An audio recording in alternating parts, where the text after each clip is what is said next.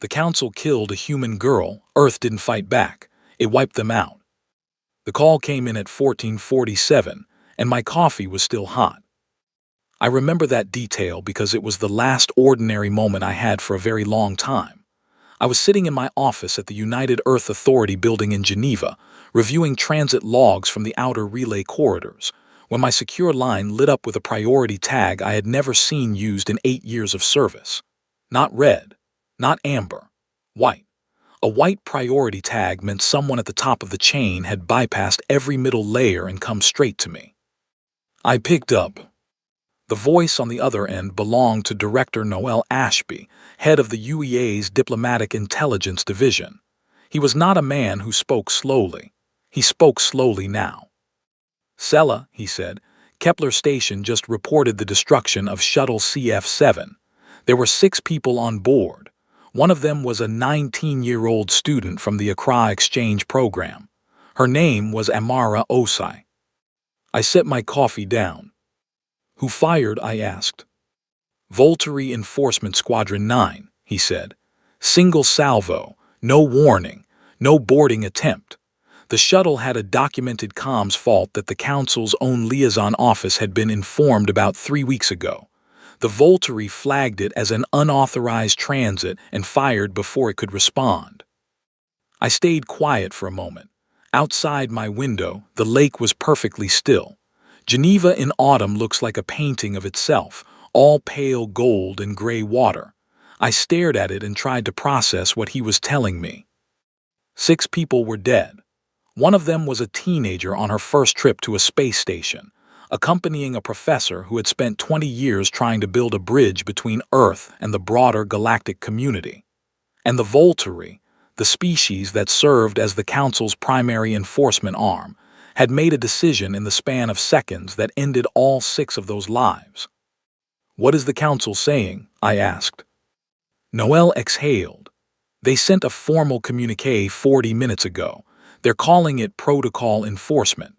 They expressed what they described as condolences for the biological loss. They also fined Earth's liaison office 40,000 credits for the comms violation." I heard what he said. I let it sit in the air between us. "They fined us," I repeated.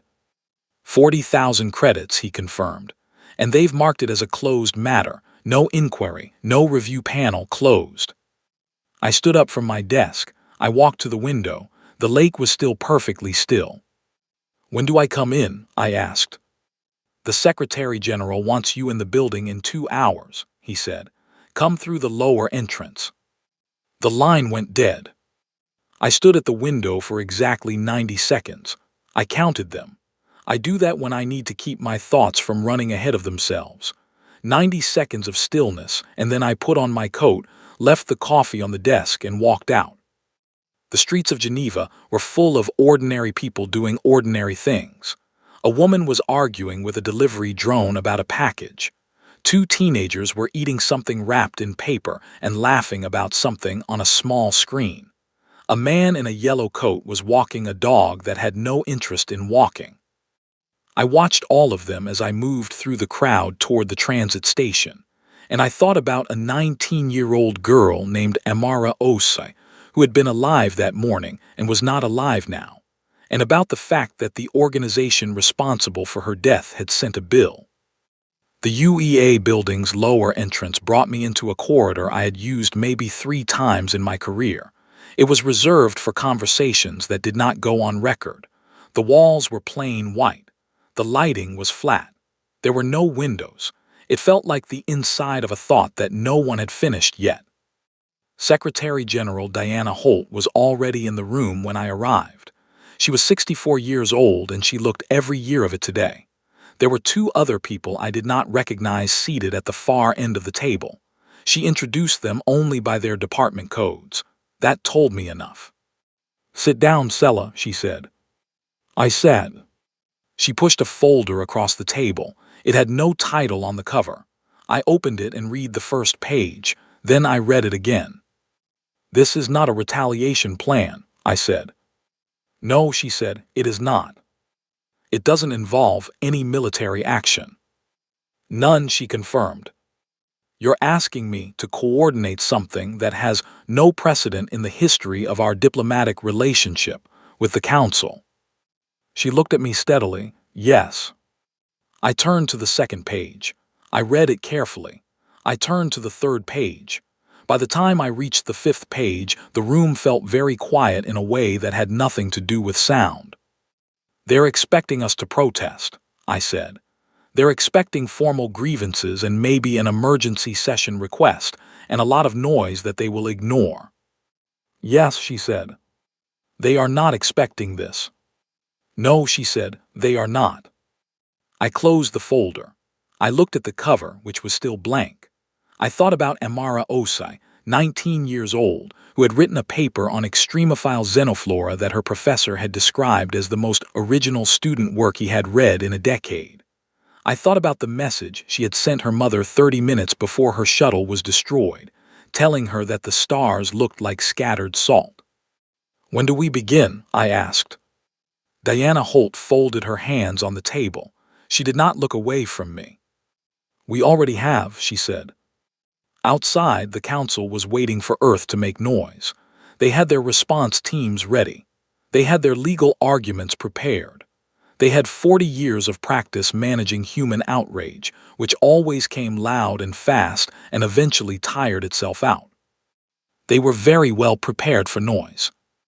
They had absolutely no idea what to do with silence. For the next 11 days, Earth said nothing. No press statement. No emergency session request. No public address from the Secretary General. Earth's liaison office on the Council's central station went dark. Our diplomatic channel, which had transmitted something every single day for 61 years, transmitted nothing. The Council's intelligence networks, which I had studied for most of my career, began showing signs of something I can only describe as confusion. They kept pinging our channels. They kept sending formal requests for response. On day 4, the Volturi Grand Council issued a public statement reminding Earth of its obligations under the Transit Accords. On day 7, they added a second fine.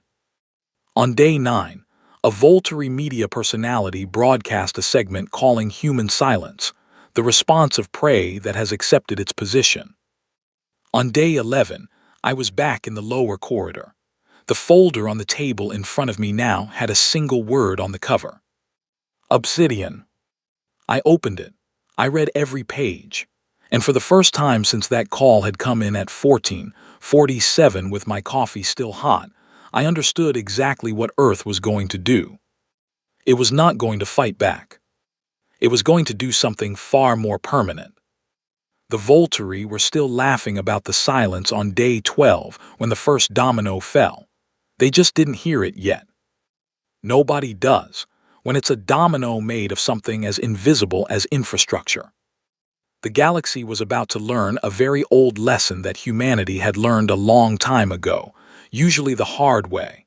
The most dangerous people in any room are not the ones making the most noise.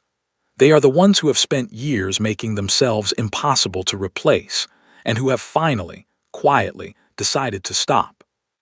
Amara Os had been 23 days away from completing her first off-world research rotation.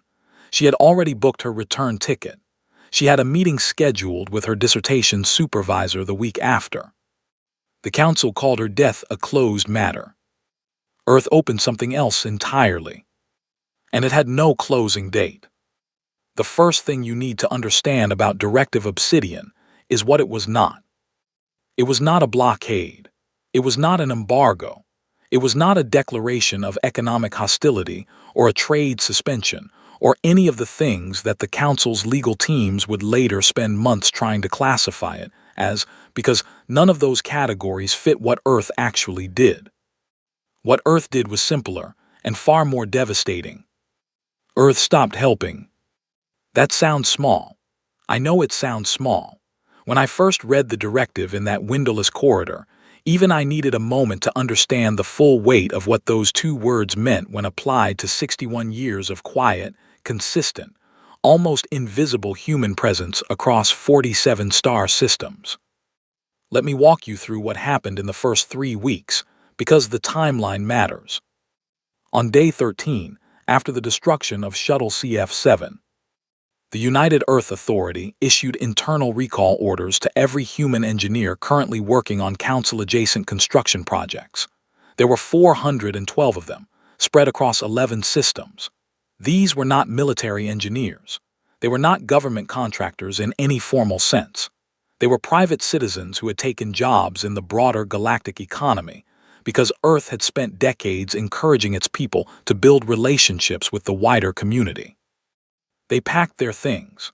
They filed their resignation notices per local labor law, which every single one of them followed precisely, because Earth had specifically instructed them to do everything correctly and give no grounds for complaint. The projects they left behind included a water processing facility on Medari Station 7 that was 60% complete, a communications relay hub in the outer caste system that was scheduled to come online in 4 months, a gravity stabilization array on Volturi's third colony world that had been under construction for 2 years and was now, without the human team that had designed its load-bearing architecture, effectively a very expensive pile of materials that no one else knew how to assemble. The Council's Construction Oversight Committee sent formal complaints to Earth's liaison office. The liaison office was still dark. The complaints sat unread. On day 15, the Medari Health Compact received resignation notices from 42,317 human physicians, surgeons, and medical technicians. This number requires some context. The Medari were a species whose own medical tradition had developed along very different lines from human medicine. Their biology was complex. Their diagnostic methods were highly specialized for their own physiology, and for a variety of historical reasons that I will not go into here, their capacity to treat species other than themselves had always been limited. When humanity had joined the broader galactic community 60 years ago, human medicine had turned out to be remarkably adaptable. Human doctors had a gift for cross-species care that was, as far as anyone could determine, rooted in the same curiosity and stubbornness that defined most human endeavors.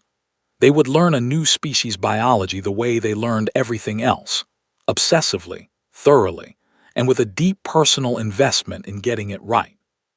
Over 6 decades, human physicians had become the primary medical care providers for 11 non-human species and a significant secondary resource for 9 more.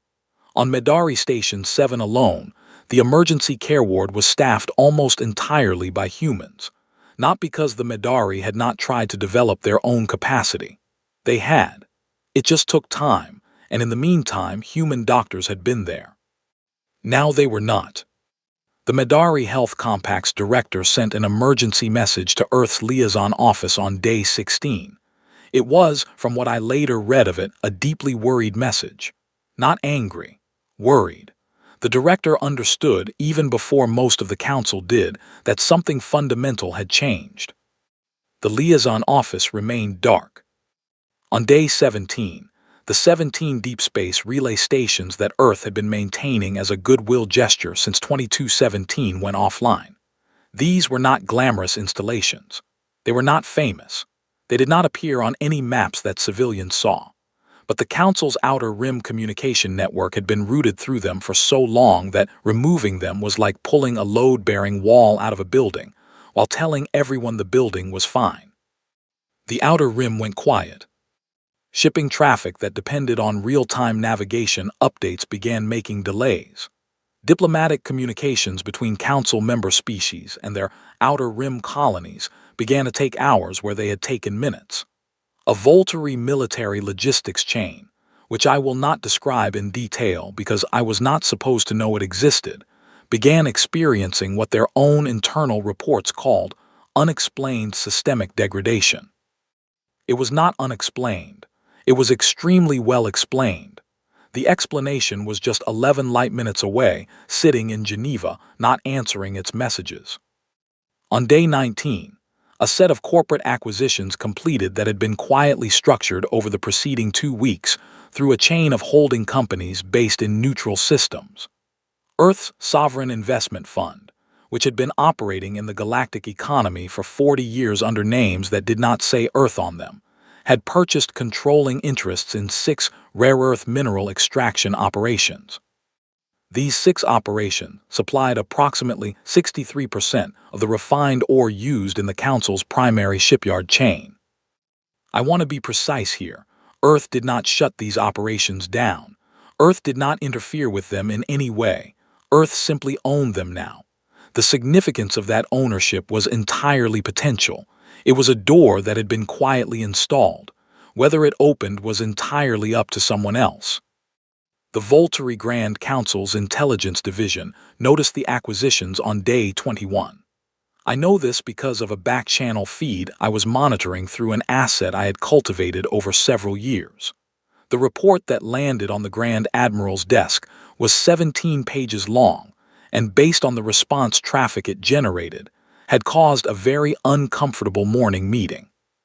The Grand Admiral's name was Vorek Sol. He was regarded, within the Council's military establishment, as one of the finest strategic minds of his generation. He had won 3 significant engagements in the Outer Territories through a combination of aggression and precise timing. He was not a man who was easily surprised. He was surprised. The 7 most powerful species on the Council began making quiet calls to each other. The calls were polite. They were careful. They did not use words like panic. But I had been reading Council diplomatic traffic long enough to know what panic sounded like when it was wearing formal clothes, and this was it. The Medari moved first, as I had expected they would. Their situation was the most immediately urgent. On day 22, their High Council sent a private channel message directly to Geneva, bypassing the liaison office entirely because the liaison office was still dark, and they had apparently decided that formality was less important than speed. The message was 4 sentences long. I have it memorized. We understand that Earth is experiencing a period of reflection following the events at Kepler Station. We wish to express that the Medari High Council shares concerns about the circumstances of that event. We would welcome the opportunity to discuss any matters of mutual concern at a time of Earth's choosing. Please tell us what you need. I read that message 3 times in my office. I thought about a 42-year-old diplomat named Cora Niles, who had spent 15 years building the relationship between Earth and the Medari, attending every cultural ceremony they invited her to, learning 17 words of their primary language just to show she was trying, and who had cried in my office once because she was afraid none of it was getting through. It had gotten through. The Secretary General's reply to the Medari was sent within the hour. It was 3 words. Justice for Amara. The Medari High Council replied within 20 minutes. They would support a formal inquiry. They would bring the motion to the full council themselves if Earth wished it. They were very sorry. They were very sorry in a way that sounded like they meant it. The council publicly, in a broadcast statement, called Earth's actions economic terrorism. The language was sharp, and it was designed to be reported widely, which it was. On 47 worlds, headlines ran versions of the same story. Earth retaliates against Council with economic coercion. What those headlines missed, because they were looking at the surface, was what was happening underneath. In the 72 hours following the Medari communication, 6 other Council member species made quiet contact with Earth through private channels. Not the liaison office, direct to Geneva. Some of them used intermediaries. Some of them were more direct. All of them, in their various ways, asked the same question. What do you want from us? The Council had 47 member species. 6 were making private contact with Earth within 3 days. 7, if you counted the Medari.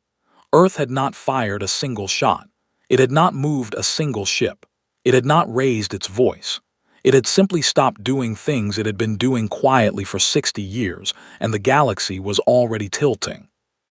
I held a briefing on day 24 for the Secretary General and her senior staff. I had prepared charts, projections, and a timeline. I used about a third of them. Most of the meeting was spent in silence, looking at a single page I had placed in the center of the table. It was a map of Council infrastructure. Every yellow circle on it was a node that had some form of direct human involvement, either in construction, maintenance, operation, or supply. The map was almost entirely yellow. No one in that room had ever seen the full picture in one place before. We had built it system by system, year by year, species by species, and we had never laid it all out together because there had never been a reason to. There was a reason now. The Secretary General looked at the map for a long time. Then she said quietly, "We didn't do this on purpose, did we?" "No," I said. "We did it because we're human. We showed up, we learned what needed doing, and we did it. For 60 years. She nodded slowly. "And now the Council is learning what it looks like when we stop." "Yes," I said. "And they have no framework for it. Every model they have for human behavior is built on the assumption that we escalate with force when we're angry. They have entire strategic doctrines built around managing human military aggression. They have nothing built around managing human absence." She was quiet for a moment. "What do you think they'll do next?" she asked. "Something loud," I said, "because they don't know what else to do." I was right, but I underestimated how loud. And I did not expect what would happen when the noise reached the ears of people who had been, until that moment, simply following orders. Voraxol made his move on day 29. 2 Volturi warships entered the Sol system at 0614 station time, not Earth's time. Station time, which is a small distinction that matters because it means they announce their arrival in Council terms, not human terms. That was deliberate. Everything Voraxol did was deliberate. The ships were designated patrol class, which in Volturi military terminology meant they were not the largest ships in the fleet, but they were far from the smallest. Each one carried enough firepower to reduce a mid-sized orbital station to silence. They positioned themselves at the edge of the system's habitable zone and began broadcasting on all standard Council frequencies. The message was technically a routine patrol notification. In practice, it was a statement. "We are here. We can go further if we choose. Do you understand what that means?" I was in the Situation Room when the notification came through.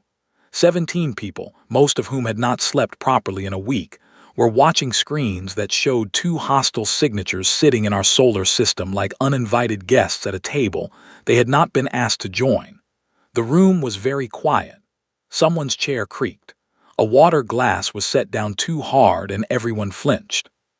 The defense coordinator, a man named Oliver Graves who I had worked alongside for 9 years, and whose default expression was something between a frown and a question mark, turned to me.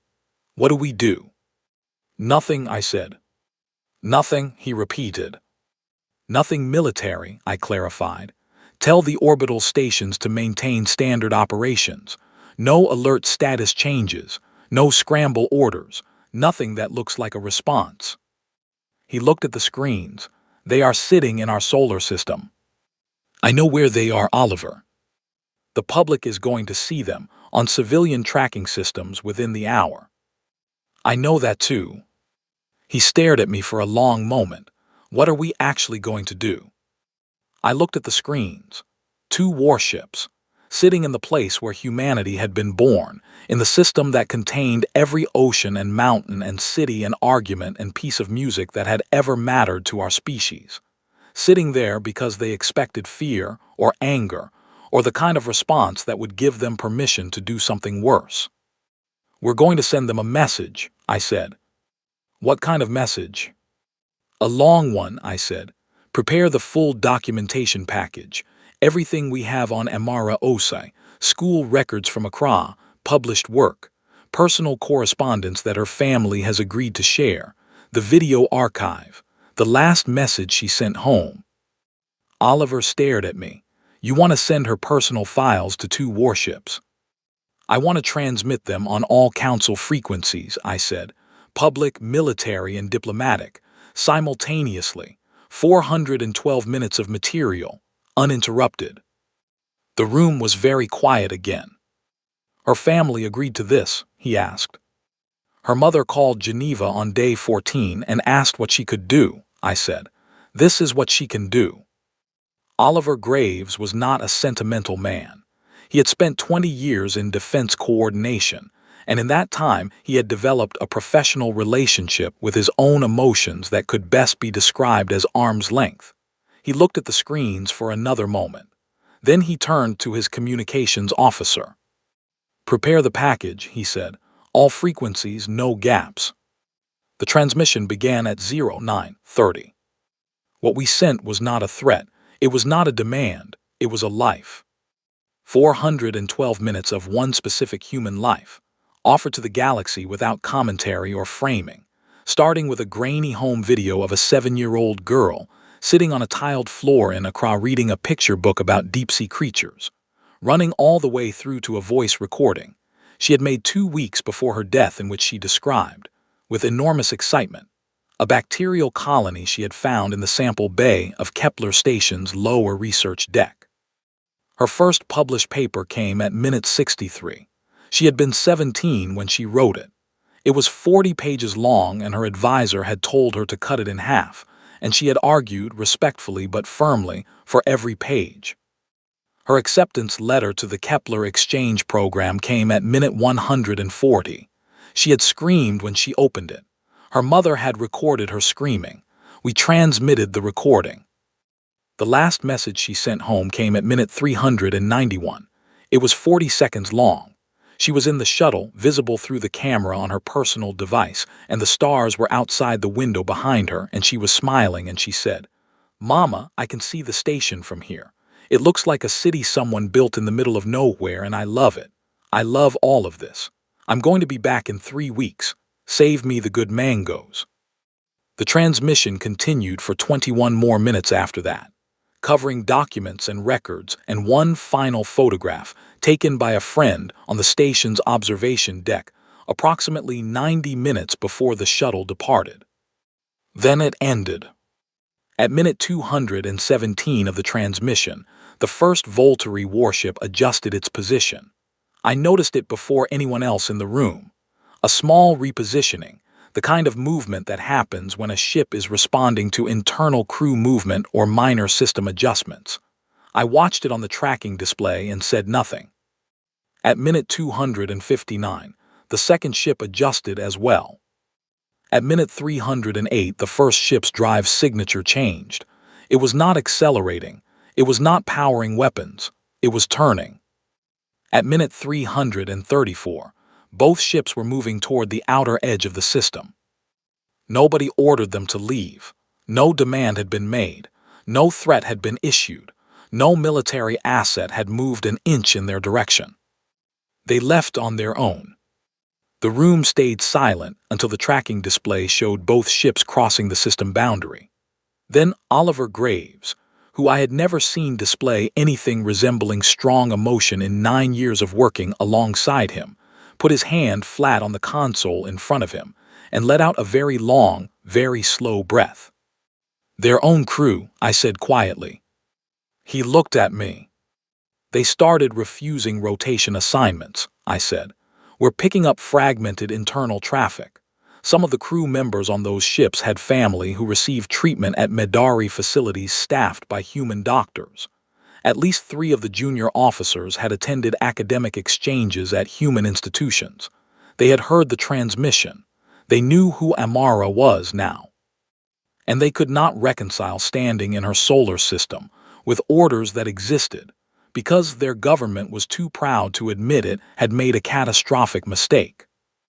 Oliver was quiet for a long moment, so the crew mutinied. "Not formally," I said. "Nothing that dramatic. They just stopped cooperating. When enough of a crew stops cooperating, a commanding officer has a choice between doing something very ugly or going home. Vorik Sul went home." A message arrived in Geneva 4 hours later from the Council's high chair, calling for an emergency session. The language was careful and formal. But underneath the careful, formal language was something I recognized from long experience reading Council communications. It was the particular texture of words written by someone who has realized they are in a situation they do not know how to end. They were afraid, not of our ships, not of our weapons, afraid of what they had seen in those 412 minutes, afraid that their own people had seen it too, afraid of a 19-year-old girl's voice saying she loved a city someone had built in the middle of nowhere, and what it meant that those words were now inside the heads of soldiers who were supposed to be ready to enforce their authority. The council convened its emergency session the following morning. I watched the feed from Geneva. 8 member species moved to formally censure the Volturi Enforcement Division for the incident at Kepler Station. 8, more than a sixth of the full council membership, moving together within 72 hours of the transmission. 3 other species moved to censure Earth for what they called psychological manipulation. The vote on that motion was pending when the relay stations finished decommissioning. Not going offline, decommissioning, permanently. The UEA's infrastructure team had quietly upgraded the process from temporary shutdown to permanent removal during the previous 18 hours. The components were being recalled to Earth for repurposing. The 3 species who had moved to censure Earth withdrew their motion before it reached a vote. The Council's High Chair requested a direct meeting with the Secretary General. Diana Holt accepted, and she called me into her office afterward and told me to prepare for the next phase. She was calm in the way that people are calm when they have made a very difficult decision and are now simply living inside it. They are going to send someone senior, she said. Vorexo, I said. She raised an eyebrow, the Grand Admiral himself. He's the one who made the call on the warships, I said. He knows how badly that went. He'll want to be the one who fixes it because that's how he's built. He'll arrive with a legal team and he'll expect a negotiation. What should I bring? She asked. Me, I said, and a folder. She looked at me, just a folder. Just a folder, I confirmed. The negotiation is already over. He just doesn't know it yet. Vorexo arrived in Geneva on a Thursday morning. I watched him come through the diplomatic entrance from a monitor in the anteroom, outside the Secretary General's main conference chamber. He was tall by Volturi standards, which meant he was approximately 2 meters and 10 centimeters, with the gray-blue skin tone that indicated seniority in their culture, and the very still, very contained way of moving that I associated with people who have spent their whole lives in command. He was wearing formal military honors, which was a choice. He had brought 12 aides and a legal team of 6. He looked like a man who had come to resolve something efficiently and return home. He looked like a man who was very much in control. I had seen that look before, on people right before they opened a folder. Diana Holt was already in the chamber. She stood when he entered, which was correct diplomatic form, and she gestured to the chairs on the opposite side of the table, which were arranged very slightly lower than the chairs on her side of the table. Nobody would consciously notice this. People notice it unconsciously. She had learned this from me years ago, and she had never forgotten it. His legal team arranged themselves along the wall. His aides took seats. Vorexo sat down across from the Secretary General, and I sat to her right, which placed me in his direct eyeline without being the person he was there to speak to. He opened with condolences. They were formally worded and delivered with the careful precision of someone who has rehearsed them. He expressed that the incident at Kepler Station represented an operational failure that the Volturi Enforcement Division was committed to examining. He noted that his government had authorized him to discuss a compensation framework for the families of those lost. He indicated that the Council was prepared to consider a review of enforcement protocols in designated transit corridors. He spoke for approximately 6 minutes. He was good at this. I gave him that. When he finished, Diana Holt said, "Thank you, Admiral Sull." Then she pushed the folder across the table. It had no title on the cover, just like the first folder I had been given weeks ago in a windowless corridor in this same building. No title, just presence. He looked at it for a moment, he looked at her, he opened it. The folder's first section was an index. The index alone was 11 pages long. What was in the folder was not intelligence about Volturi military operations. It was not surveillance data about council members. It was nothing that could be contested as espionage or illegal gathering. Every single item in that folder was information that Earth had obtained through legitimate means over 61 years of operating in the galactic community. It was a map, not a map of space, a map of dependency. Every supply chain in the Council's economy that had a human hand in it somewhere. Every infrastructure project that had been designed, built, maintained, or supplied by human citizens or human-owned enterprises.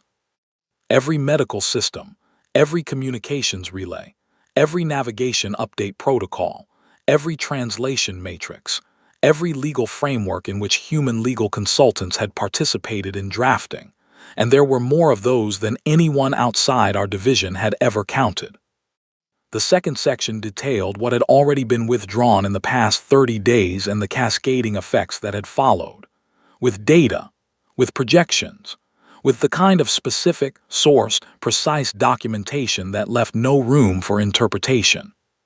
The third section was the shortest. It was 1 page. It contained 2 items. Item 1. A full-state funeral for Amara Osai, broadcast on all council frequencies, attended by representatives of every member species, hosted on Volturi Prime. Item 2. A formal amendment to council law, to be named the Osai Accord, requiring that no enforcement action be taken against an unarmed civilian vessel without verification from 3 independent species representatives. That was all. No demand for reparations beyond the ceremony. No demand for sanctions against the Volturi. No demand for political concessions or territorial acknowledgement or any of the things that a hostile power would have demanded. Just a funeral and a law. Vorik Sul read for a very long time. His legal team, seated along the wall, could not see the folder's contents. He did not share it with them. He turned pages slowly and steadily, and his face did not change, but his breathing did. Very slightly. I watch breathing in these situations. It tells you more than faces do. When he reached the third section, he stopped. He read it once. He read it again. He looked up at Diana Holt. She was waiting.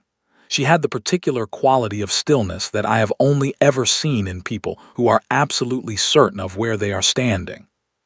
"That is all you want?" he asked. "That is all we want," she said. He looked back at the page. "A funeral. And a law with her name on it," she said. "So that what happened to Amara Osai cannot happen to anyone else without a process that requires more than one voice saying it is acceptable." He was quiet for a long moment. One of his aides shifted slightly in the background. He did not look at them.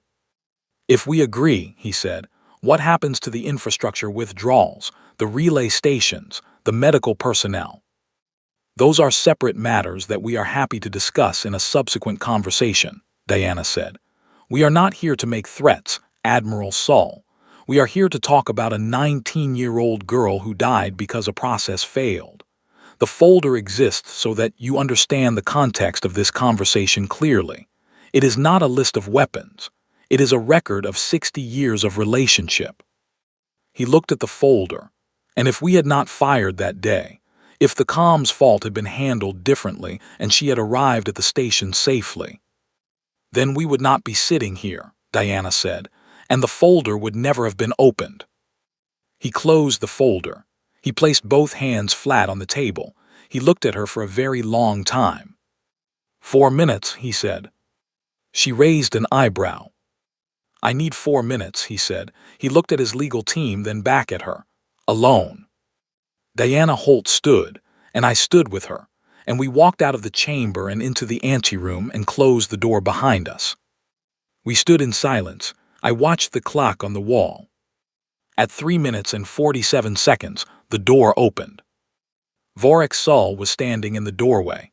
His legal team was still seated behind him, looking slightly bewildered, which I suspect was not an expression they wore often. "We agree," he said. Diana Holt nodded once. "I am glad to hear that, Admiral Sul." He looked at her for a moment longer. His expression was not one I had seen on a Volturi face before. I have spent a lot of time studying Volturi expressions. This one was not in any of my reference files. Later, when I tried to describe it in my report, the closest I could get was this. It was the expression of someone who has understood, fully and without any remaining ambiguity, that the room they are standing in is not the room they thought they had walked into. He had come to manage a situation. He had found instead an accounting. The funeral was held on Volturi Prime on a clear morning in their third seasonal period, which their calendars mark as a time of formal ceremony and public reckoning.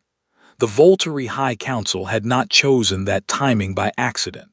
I thought that was, in its way, something. The grand atrium on Volturi Prime was 4 centuries old and had hosted, in that time, exactly 0 non-Volturi ceremonies. It was built from a pale stone that changed color depending on the angle of the planet's primary star, moving from gray in the morning to a deep amber by midday. When I arrived with the Earth delegation, it was early enough that the stone was still gray. There were representatives from 44 of the 47 council member species present. The 3 who declined sent written statements. 2 of those statements were formal apologies for their absence. 1 was not. I noted the one that was not, and I filed it away for later, the way you file things that may matter in a different conversation. I stood in the back of the atrium with Oliver Graves and 2 members of the diplomatic team. We were not important today. Today was not about us. Dr. Abina Os walked to the center of the atrium alone. She was 61 years old. She had flown from Accra to Geneva to the Volturi transit hub to Volturi Prime in 4 days, and she looked like someone who had made that journey fueled by something that had nothing to do with rest or comfort. She was wearing dark green, which I later learned had been Amara's favorite color. She carried nothing. No notes. No prepared text visible in her hands. She stood in the center of the atrium, and 417 representatives of 44 species looked at her, and she looked back at them, and she began to speak. She spoke in English. The translation matrices handled the rest. She did not accuse. She did not demand. She did not perform grief for the benefit of the audience because her grief was not a performance and never had been. She described her daughter. She described Amara at 7, arguing with her about bedtime by listing scientific evidence for why children needed less sleep than adults claimed. She described Amara at 12, deciding she was going to map every extremophile ecosystem in the known galaxy, which was not a goal she expected Amara to abandon just because it was extremely ambitious.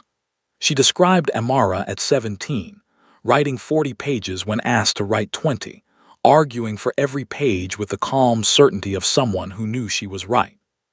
She described the smell of her daughter's hair when she was small. She described the sound of her laugh, which was always slightly too loud for whatever room she was in. She described calling her on the day she got the acceptance letter to the Kepler exchange program, and not being able to hear anything for 30 seconds because Amara was making a sound that was halfway between a word and a scream, and all the way between joy and disbelief. She spoke for 9 minutes. At the end of those 9 minutes, she said she forgave the people who had made a mistake, and that she hoped the law now carrying her daughter's name meant that no other mother would have to learn what forgiveness costs, or what it weighs, or how long you have to hold it before it starts to feel like anything other than the heaviest thing in the world. Then she walked back to her seat. The atrium was completely silent for a long time. I do not know how long. I lost track. I was watching the faces of the representatives, and what I saw there is not something I know how to describe with precision. I will try anyway because it matters. I saw species that had never shared a moment of genuine feeling in 4 centuries of political relationships sitting in the same space, inside the same silence, holding the same weight. Not because anyone had asked them to, not because protocol required it, because a 61-year-old woman from Accra had spoken 9 minutes of absolute truth at them in a room built from stone that changed color with the light, and truth, it turns out, translates. The broadcast went to 47 worlds. I received a message from our back-channel asset in the Council's Intelligence Division that afternoon. It was brief. It said, "The HFY Accord has cleared committee. It will go to full vote tomorrow. Current count puts it at 44 in favor, 3 undecided, 0 opposed." I showed it to Oliver Graves. He read it twice. "Who votes first?" he asked. I had checked this already. Sull's office submitted paperwork this morning, I said. The Volturi are voting first. Oliver was quiet for a moment. He looked out the window of our transit accommodation, which had a view of the Volturi capital's skyline, all sharp vertical lines and the pale stone that went amber in the afternoon light. "Why first?" he asked. "Because he understands," I said, "that it is the only thing left to do that carries any weight at all." The vote passed the following morning, 46 in favor, 1 abstention, 0 opposed. The 1 abstention was the species that had not apologized for missing the funeral. I noted that too, filed it for later. The HFY Accord became council law at 11:14 station time, which I immediately converted to Accra local time because that felt right. In Accra, it was late afternoon, and I thought about a woman in a green dress sitting somewhere in that city, and whether the light was good and whether there were mangoes. I wrote my report over 3 days, back in Geneva, in the same office where I had set down a cup of coffee that had been hot, and then received a call that had changed everything. The report was thorough, and I am told it was read carefully by a lot of people in a lot of places.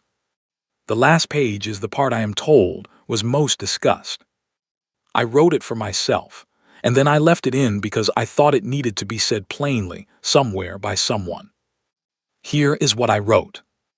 We did not win this because we were stronger. We did not win this because we had better weapons or more ships or a more aggressive posture. Every species in the Council had all of those things in greater quantity than we did. We had been the smallest military presence at the table for 60 years. We won because of something that was never part of any strategic plan. We won because humans, when they encounter something that needs doing, do it. For 60 years, across 47 systems, wherever there was a project that needed engineering, a patient who needed care, a relay that needed maintaining, a legal framework that needed drafting, a translation that needed getting right, humans showed up and did the work. Not because they were ordered to, not because they expected recognition. Because that is what humans do when they are paying attention to the world around them. They find the thing that needs fixing and they fix it, and then they find the next thing. We did not build an empire. We built the scaffolding that everyone else's empire rested on, and we did it so quietly, so consistently, so without expectation of thanks that no one noticed, including us. I had worked in this division for 8 years before I saw the full map, and even I did not understand what it meant until we put it all in one place. What happened when we stopped was not an act of war. It was a demonstration of what 60 years of showing up looks like when it is suddenly absent. The galaxy did not collapse. It wobbled, but it wobbled enough. And the thing that ended it was not a threat. It was not a weapon. It was 412 minutes of one human life, transmitted into a system where 2 warships were parked in our oldest home, and the people on those ships heard it, and they made a choice that their commanding officer could not override. There is a lesson in that, and it is not a comfortable one for anyone who has built their understanding of power on the assumption that force is its purest expression. The most durable form of power is not the ability to destroy. It is the accumulated weight of having been necessary, over and over, in 1,000 places. For a very long time. It is quiet and it is slow and it does not look impressive in the moment. It looks like a doctor learning a new species biology because she is curious and it seems important. It looks like an engineer staying late on a gravity array because he wants it to work properly. It looks like 40,000 people doing their jobs well, on worlds far from home, because they believe that showing up matters. It looks from the outside like nothing at all. And then the day comes when it is absent, and everyone suddenly understands what it was. I do not know what the Council will do with what it has learned. I know that the HFY Accord is now law. I know that 46 species voted for it, and the Volturi voted first. I know that Diana Holt is already in conversation with the Medari about the next steps, and that the relay stations will be rebuilt under a joint framework that gives Earth genuine partnership rather than the courtesy membership we were offered 6 decades ago. I know that Abina Osai is back in Accra. I know this because she sent a short message to Geneva the week after the vote, addressed to no one in particular but clearly intended for whoever had put the transmission together. It said, "Thank you for carrying her voice so far. She would have loved knowing it reached so many places." I keep that message in my desk drawer, not in the files, in the drawer. Amara Os wanted to map every extremophile ecosystem in the known galaxy. She was 19, and she was 23 days away from completing her first research rotation, and she had a meeting with her dissertation supervisor the week after. She did not get to do those things. But her name is in council law now, in 47 languages, and the process that killed her cannot be used again without 3 independent voices saying it is acceptable. And that is a small thing.